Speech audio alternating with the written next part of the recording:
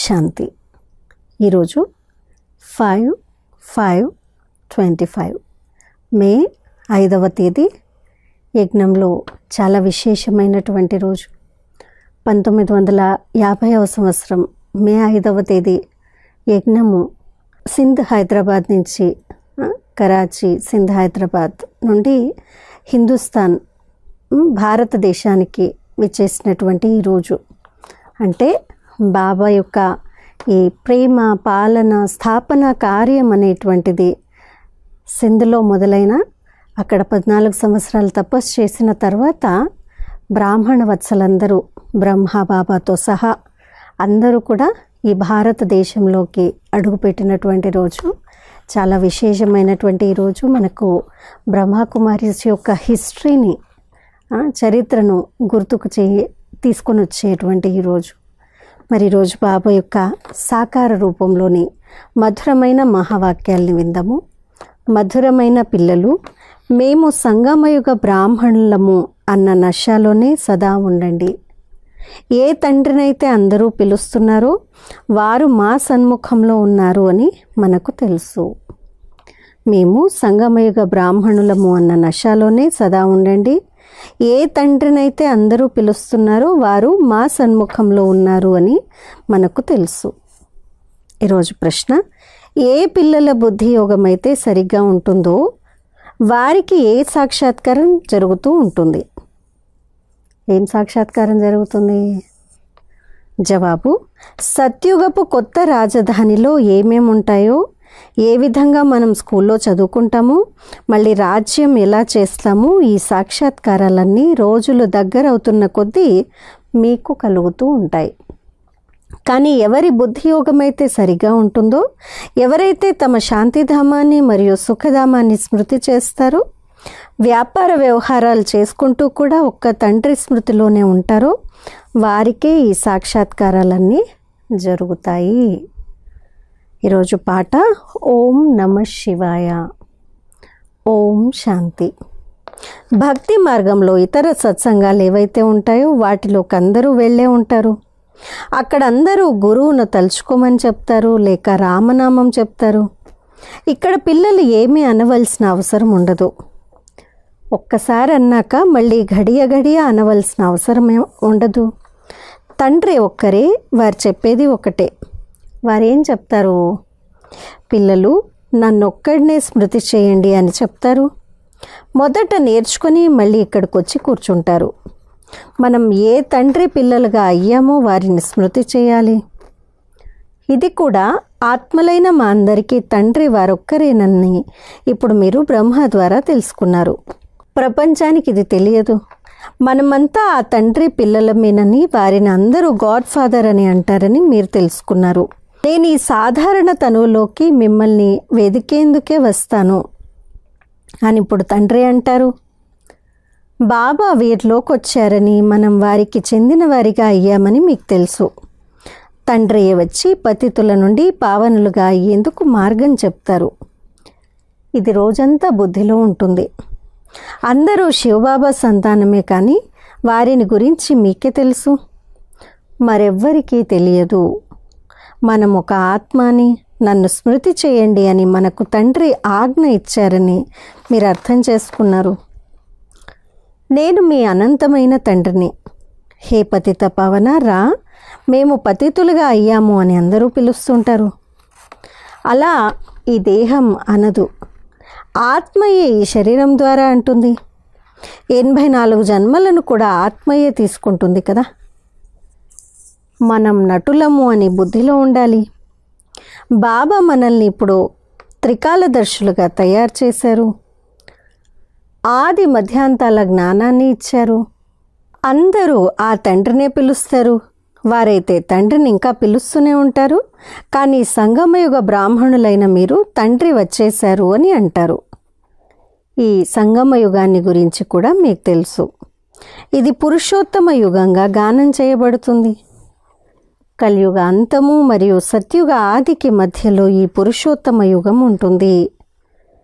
సత్యుగంలో సత్పురుషులు, కలియుగంలో అసత్యమైన పురుషులు ఉంటారు. సత్యుగంలో ఎవరైతే ఒకప్పుడు ఉండి వెళ్ళారో వారి చిత్రాలు ఉన్నాయి. అన్నింటికన్నా పురాతనమైన చిత్రము ఇదే. వీటికన్నా పాత చిత్రాలు ఏవీ ఉండవు. మనుషులు ఎన్నో వ్యర్థమైన చిత్రాలను తయారు చేస్తూ ఉంటారు. ఎవరెవరు ఒకప్పుడు ఉండి వెళ్ళారో మీకు తెలుసు.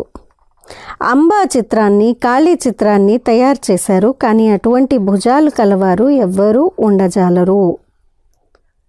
అంబకు కూడా 2 భుజాలు ఉంటాయి కదా. మనుషులు వెళ్ళి చేతులు జోడించి పూజిస్తారు. భక్తి మార్గంలో అనేక రకాలైన చిత్రాలను తయారు చేశారు.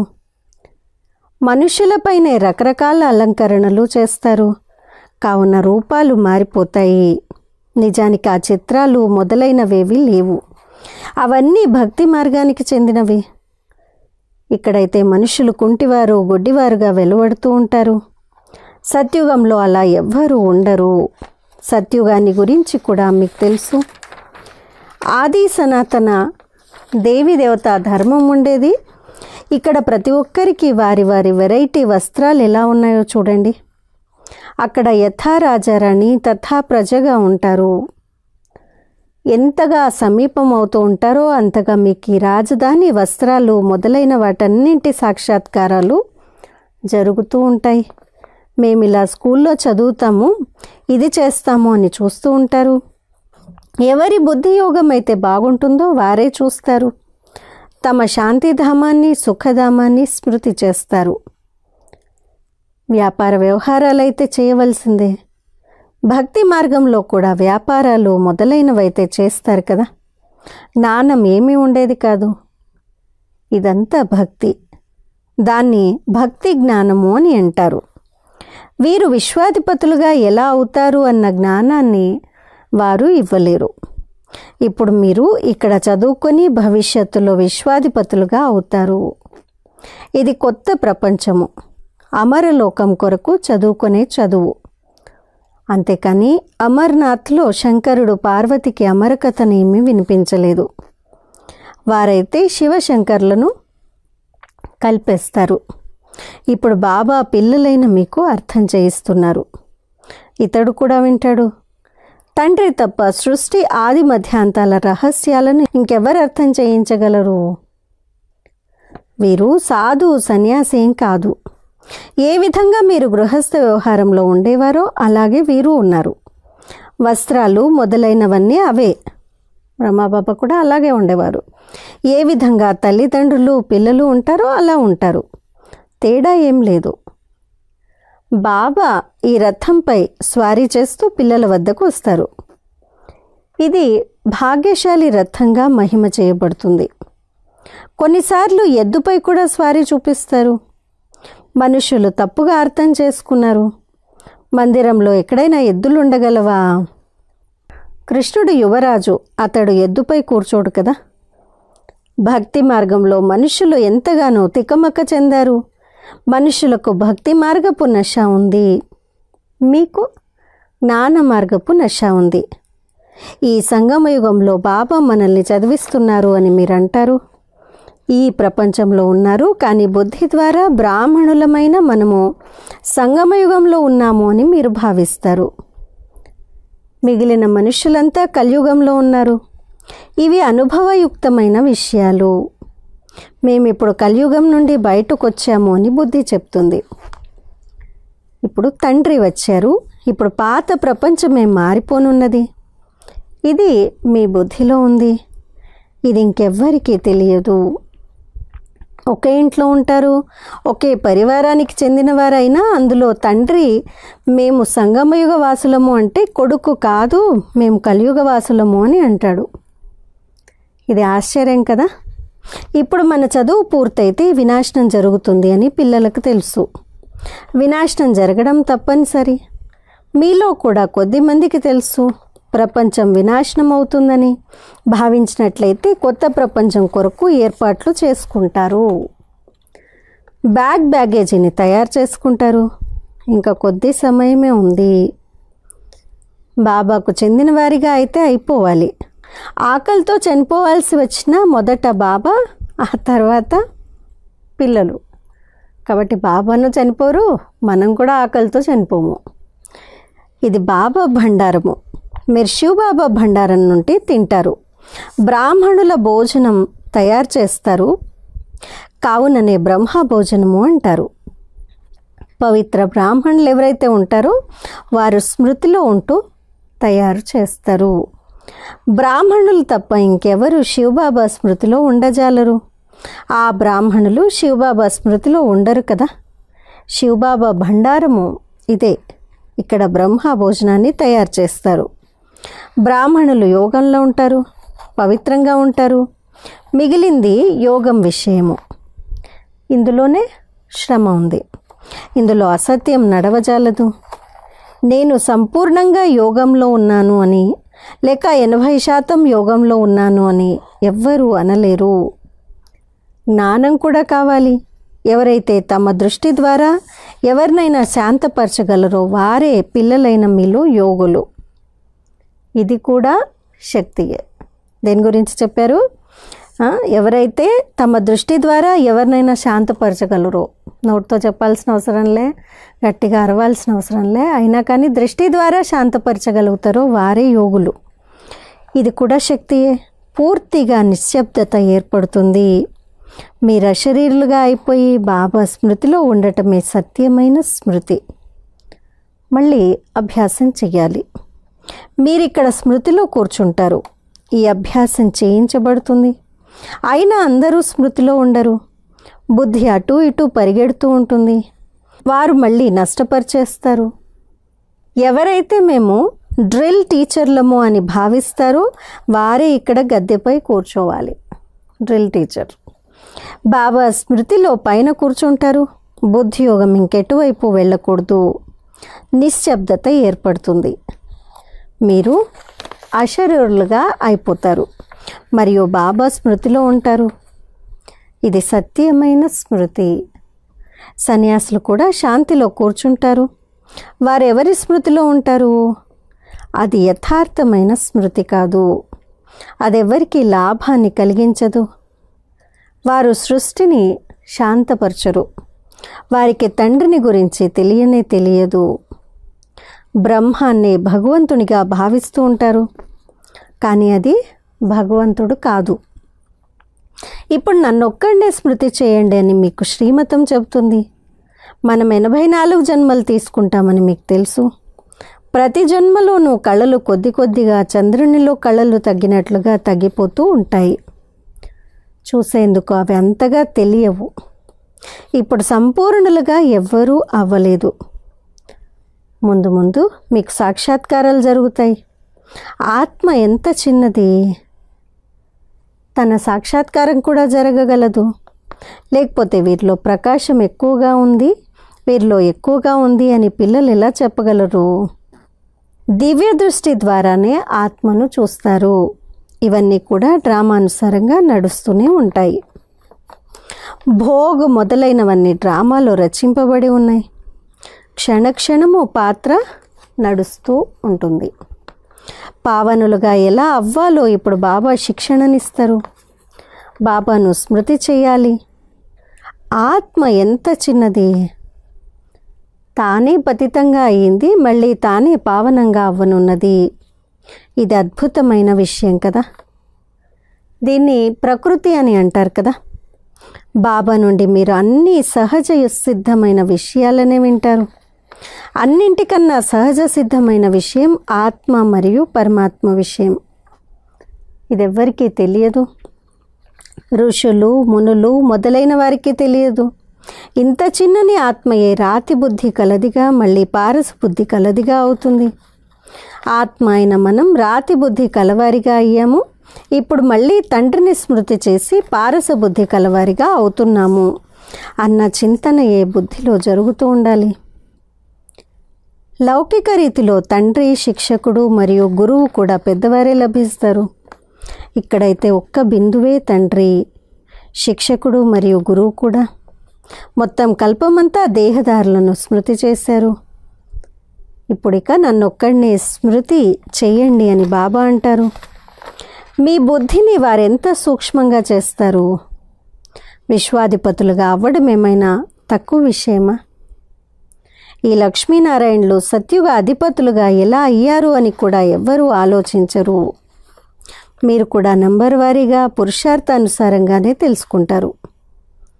కొత్త వారెవ్వరూ ఈ విషయాలను అర్థం చేసుకోలేరు. మొదట మామూలుగా అర్థం చేయించి ఆ తర్వాత సూక్ష్మంగా అర్థం చేయించబడుతుంది. తండ్రి ఒక బిందువు, వారు మళ్ళీ పెద్ద పెద్ద లింగ రూపాలను తయారు చేస్తారు.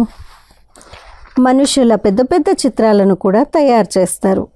నిజానికి అటువంటి వారెవ్వరూ లేరు. మనుషుల శరీరాలు అయితే ఎక్కడుంటాయి? భక్తి మార్గంలో ఏమేమో తయారు చేశారు. మనుషులు ఎంతగా తికమక చెంది ఉన్నారు. ఏదైతే గతించిందో అది మళ్ళీ జరుగుతుంది అని బాబా అంటారు.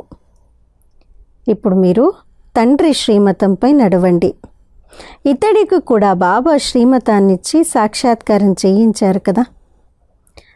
నీకు నేను రాజ్యాధికారాన్ని ఇస్తాను, ఇప్పుడు ఇక ఈ సేవలో నిమగ్నం అయిపో, నీ వారసత్వాన్ని తీసుకునేందుకు పురుషార్థాన్ని చెయ్యి, ఇదంతా వదిలే అని అన్నారు. దాంతో అతడు కూడా నిమిత్తంగా అయ్యాడు. అందరూ ఇలా నిమిత్తులుగా అవ్వరు. ఎవరికైతే నశ ఎక్కిందో వారు వచ్చి కూర్చున్నారు. మాకైతే రాజ్యం లభిస్తుంది, మరి చిల్లర పైసలు ఏం చేసుకుంటాము అని భావించారు. ఇప్పుడు బాబా పిల్లలతో పురుషార్థం చేయిస్తారు. రాజధాని స్థాపన జరుగుతుంది. మేము లక్ష్మీనారాయణల కన్నా తక్కువగా అవ్వము అని అంటారు. అలాంటప్పుడు మరి శ్రీమతంపై నడిచి చూపించండి. ఏమీ అనకండి. పిల్ల పాపల సంగతి ఏమవుతుంది అని బాబా ఏమన్నా అన్నారా? యాక్సిడెంట్లో ఎవరైనా అకస్మాత్తుగా మరణిస్తే వారి పిల్ల పాపలు ఎవరైనా ఆకలితో అలమటిస్తారా? మిత్ర సంబంధికులు ఎవరో ఒకరు తినేందుకు ఇచ్చేస్తారు. ఇక్కడ చూడండి, బాబా పాత గుడిసెలో ఉన్నారు. సాకార్ బాబా పిల్లలైన మీరు వచ్చి మెహళ్లలో ఉంటారు. పిల్లలు బాగా ఉండాలి, తినాలి, తాగాలి అని బాబా అంటారు. ఎవరైతే ఏమీ తీసుకురాలేదో వారికి కూడా అన్నీ బాగా లభిస్తాయి. ఈ బాబా కన్నా బాగా ఉంటారు. నేనైతే రమించే యోగిని, నేను వెళ్ళి ఎవరి కళ్యాణాన్నైనా చేయగలనని శివబాబా అంటారు. జ్ఞాని పిల్లలు ఎవరైతే ఉంటారో వారు సాక్షాత్కారాల మొదలైన విషయాల్లో ఎప్పుడూ సంతోషపడిపోరు. యోగం తప్ప ఇంకేది ఉండదు. ఈ సాక్షాత్కారాల విషయాల్లో సంతోషపడిపోకూడదు. అచ్చా, मीठे मीठे सिकिलदे बच्चों प्रति माता पिता बाप दादा का याद प्यार और गुड मॉर्निंग। रूहानी बाप की रूहानी बच्चों को नमस्ते। हम रूहानी बच्चों की रूहानी माता पिता बाप दादा को याद प्यार गुड मॉर्निंग और नमस्ते। ధారణ కొరకు ముఖ్య సారము. మొదటి పాయింట్, ఎటువంటి యోగ స్థితిని తయారు చేసుకోవాలంటే దాని ద్వారా దృష్టి ద్వారానే ఎవరినైనా శాంతపరచగలగాలి. పూర్తిగా స్తబ్దత ఏర్పడాలి. అందుకోసం అశరీరులుగా ఈ అభ్యాసం చేయాలి. 2, జ్ఞానపు సత్యమైన నశలో ఉండేందుకు మేము సంగమయుగ వాసులము, ఇప్పుడిక పాత ప్రపంచం మారనున్నది, మా ఇంటికి వెళ్తున్నాము అన్న స్మృతి ఉండాలి. శ్రీమతంపై సదా నడుస్తూ ఉండాలి. సాకులేమీ చెప్పకూడదు. ఈరోజు వరదానము, బహురూపీ భవ. పరమాత్మ మిలనం ద్వారా ఆత్మిక సంభాషణకు సరైన రెస్పాన్స్ను ప్రాప్తి చేసుకునే తండ్రి సమానమైన బహురూపీ భవ. పరమాత్మ మిలనం ద్వారా ఆత్మిక సంభాషణకు సరైన రెస్పాన్స్ను ప్రాప్తి చేసుకునే తండ్రి సమానమైన బహురూపీ భవ. ఏ విధంగా తండ్రి బహురూపియో క్షణకాలంలో నిరాకారం నుండి ఆకారి వస్త్రాన్ని ఏ విధంగా ధారణ చేస్తారో అలా మీరు కూడా ఈ మట్టి వస్త్రాలను వదిలి ఆకారి ఫరిష్తా డ్రెస్ను, మెరిసే డ్రెస్ను ధరించినట్లయితే సహజ మిలనం కూడా జరుగుతుంది. మరియు ఆత్మిక సంభాషణకు గల స్పష్టమైన రెస్పాన్స్ అర్థమైపోతుంది. ఎందుకంటే ఈ డ్రెస్ పాత ప్రపంచపు వృత్తి మరియు వైబ్రేషన్ల నుండి, మాయా వాటర్ లేక ఫైర్ నుండి ప్రూఫ్గా ఉంటుంది. మాయ యొక్క వాటర్ ప్రూఫ్ మరియు ఫైర్ ప్రూఫ్. ఇందులో మాయా జోక్యం చేసుకోజాలదు. ఏ డ్రెస్ వేసుకోవాలి, ఏ విధంగా క్షణకాలంలో ఈ డ్రెస్ని తీసేసి అలా వేరే డ్రెస్ వేసుకుంటాము, అలా క్షణకాలంలో నిరాకారి నుండి ఆకారి వస్త్రాన్ని శివబాబా ఎలా ధరిస్తారో అలా మనం కూడా ఆకారి ఫరిష్తా డ్రెస్ను ధరించాలి. అప్పుడు బాబాతో సహజ మిలనము జరుగుతుంది. ఇంకా ఈ డ్రెస్ ధరించటం వల్ల మాయ యొక్క ప్రపంచం యొక్క వృత్తి వైబ్రేషన్ల నుండి మాయ నుండి waterproof fireproof dress వేసుకోగలుగుతాం. స్లోగన్: దృఢత అసంభవాన్ని కూడా సంభవం చేయిస్తుంది. దృఢత అసంభవాన్ని కూడా సంభవం చేయిస్తుంది. అవ్యక్త సూచనలు ఆత్మిక రాయల్టీని మరియు పవిత్రత యొక్క పర్సనాలిటీని ధారణ చేయండి. ఆత్మిక రాయల్టీని మరియు పవిత్రత యొక్క పర్సనాలిటీని ధారణ చేయండి. బ్రహ్మ కుమారులు అంటేనే సదా ప్యూరిటీ యొక్క పర్సనాలిటీలో మరియు రాయల్టీలో ఉండటము. ఈ ప్యూరిటీ యొక్క పర్సనాలిటీ విశ్వాత్మలను తన వైపుకు ఆకర్షితం చేస్తుంది. ఈ ప్యూరిటీ యొక్క రాయల్టీ ధర్మరాజపురిలో శిక్షలు తినటం నుండి విడిపిస్తుంది. ఈ రాయల్టీ అనుసారంగా భవిష్యత్తులో రాయల్ కుటుంబంలోకి రాగలరు.